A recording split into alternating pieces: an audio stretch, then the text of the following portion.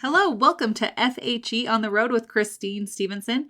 This podcast is designed to connect the people and the places from the past with your lives today, with 5-minute stories and facts from church history. Save these stories for when you are traveling through these areas to bring history to life. Okay, welcome back to FHE on the Road with Christine.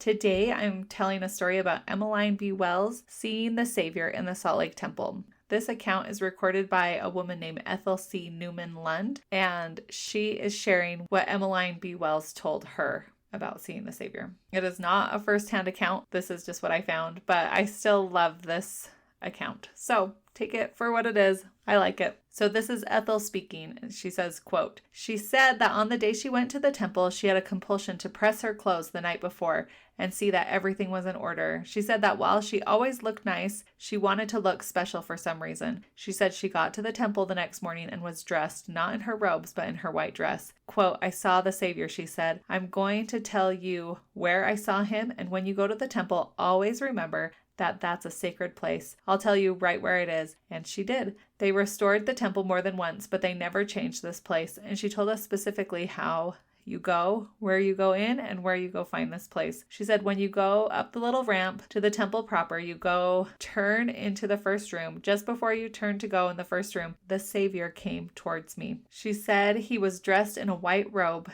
and he was in white.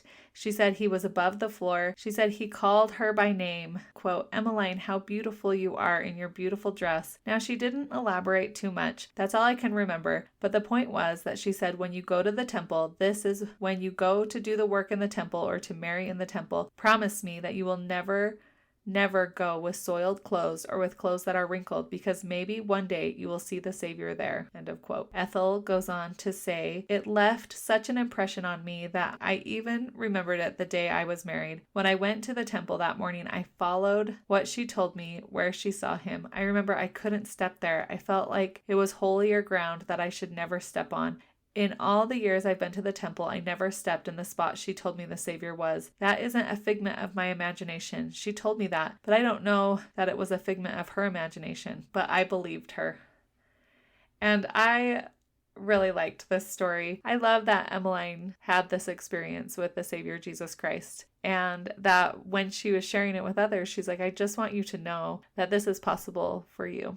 And I love all the stories about the Savior Jesus Christ. I know that he is closer than we think, and I'm so excited for the second coming of the Savior. I love that we are able to get the chance to prepare the world for his return. And I love the gospel of Jesus Christ, and I love these stories, and hopefully you learned something from him too. I get it that this account is someone who heard it from someone. And I don't love those accounts either, but I still thought it was worth it to share because I think that all of the stories about Jesus are awesome. I still think it was worth it to share. I thought it was great. I love the idea of preparing yourself mentally and physically to go to the temple. And I know that is an important job for us to do. Anyways, hopefully you enjoyed this story too. Thanks.